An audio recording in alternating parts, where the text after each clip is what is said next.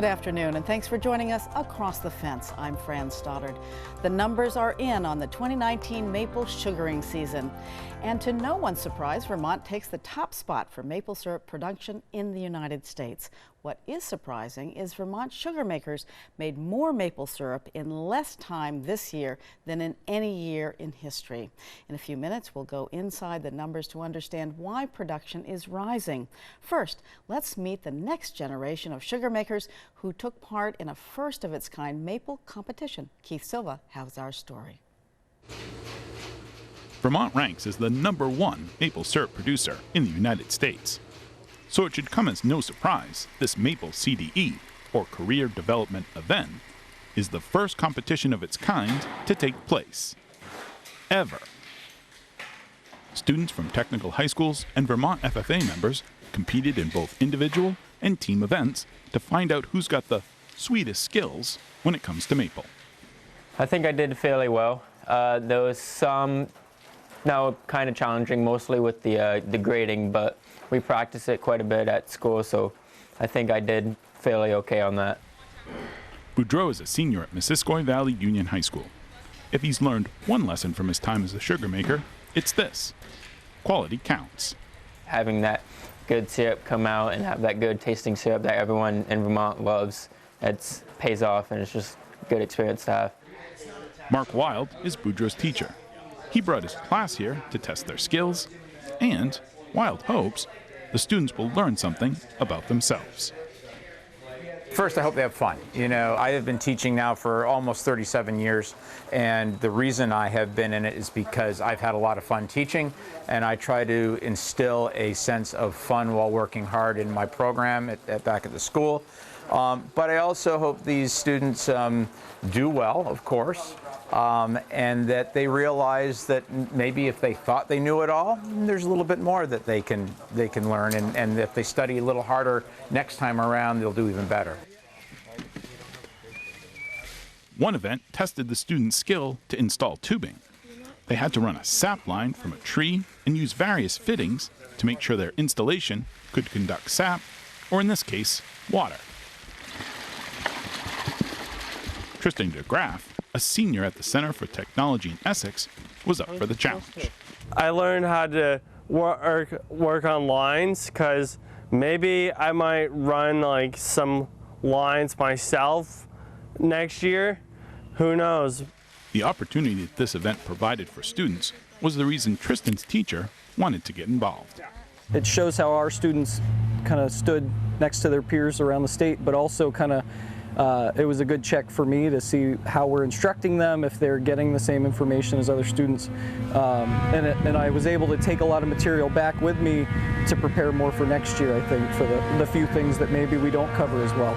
The Maple CDE came about because teachers like Schatzer and Wild wanted to find a new way to challenge students while showing them potential career options in maple production. So they got together with UVM Extension's maple specialist, Mark Isselhart. Good luck. I started looking at what maple is right now, and it's a career for people. People can go right out of high school and get a job and either start their own operation or join an operation. And the idea that we've learned a lot in the last 20, 25 years about maple production, I wanted to try to get some of that research-based knowledge in students' hands. So those conversations with the instructors led to the idea that maybe it's time for a standalone maple event. Let's just have Vermont lead the way. Lynn Wolf is a graduate student in the Ecological Planning program at UVM's Rubenstein School. She planned and organized the Maple CDE as part of her thesis. With that, this was actually going to at first be a very minor component of my project, and it sort of ballooned to be a more major component. But it really stemmed from teachers reaching out to Mark and saying, you know, look, we don't have enough resources, especially up-to-date resources, to teach our students what we're hoping to teach them, like the skills and knowledge they need to know to do this unit and then potentially get a job in the maple industry. Wolf believes she's tapped into a good idea and hopes to expand this event. Once we have it sort of dialed in, then we're certainly going to reach out to other maple producing states that have FFA chapters and see if they would like to have a maple CDE too, because then if you have multiple states, then the states can compete against each other eventually. For Mark Wild, giving students an experience like this is what a technical education is all about. So in tech ed, we have a responsibility to prepare students for life after high school, namely the world of work. And many of these students do plan a career in the natural resources, environmental sciences areas. And so it's important that they understand the requirements of industry in terms of knowledge and expectations. As someone who will be working with these future foresters and sugar makers, Hart is already impressed. It's a great thing to see students who are, on the younger side, the youngest sugar makers potentially, being exposed to all the different elements of sugaring. It's not just drilling a hole in a tree and walking away. It's not just turning on the RO. It's all those things integrated. And it says a lot about, I think, the state of Vermont, that we have 30 to 50 kids who are here prepared, knowledgeable, and know what they're doing. This first annual Maple CDE is further proof that when it comes to maple, Vermont is second to none. In Shelburne, I'm Keith Silva with Across the Fence. That's exciting. And congratulations to all those students who take part in the Maple Career Development event. And in the studio, we now have Mike Hart, who was out there with them. So what kind of careers are we talking about that students might take on after high school? Sure. So maple has grown quite a bit in Vermont, and what historically might have been a family activity on the farm or a few individuals who were really passionate about maple, now individuals can start their own business and make a decent amount of money from it. Maybe not their full year-round job, right, but if they choose so and they're very passionate, they can definitely go in and either join an existing operation or start their own. That's so exciting, and now they know stuff. So the U.S. Department of Agriculture statistics are out for the 2019 maple season. How much syrup did Vermont make, do you think, and how much of an increase were we seeing? Sure. So the numbers from the USDA are part of a volunteer survey that comes out annually, and producers fill out the survey, they send in the information, and the USDA aggregates it. The estimates are 2 million gallons of syrup was produced in Vermont.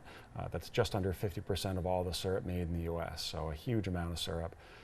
We did see a lot of that increase from last year was due to increase in taps. So there was about a 6% increase in the number of taps in Vermont, and a very slight increase in the overall yield per tap.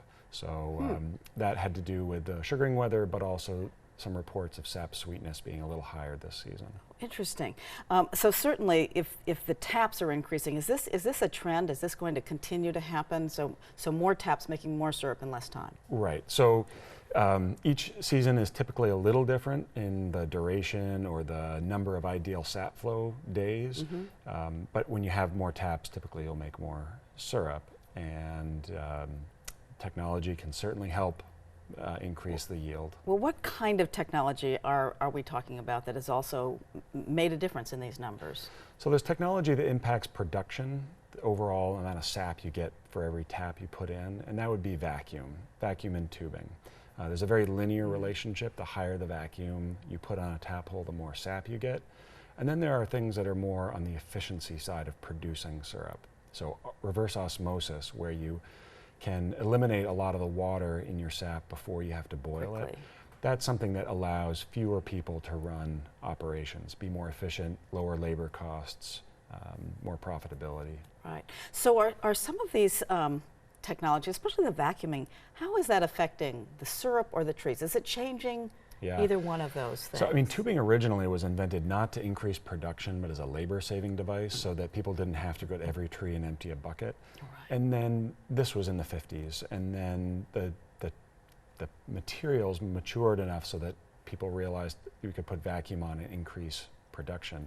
And there's been a fairly steady increase in vacuum intensity ever since. We are about 6 years into a long-term study at the Proctor Maple Research Center looking at the impacts, and it's too soon to say with any 100% certainty, but we are interested in that question of what is the impact of high vacuum versus more modest, gravity type sap collection, and comparing it to no tapping, because you want to have a control in order to see differences.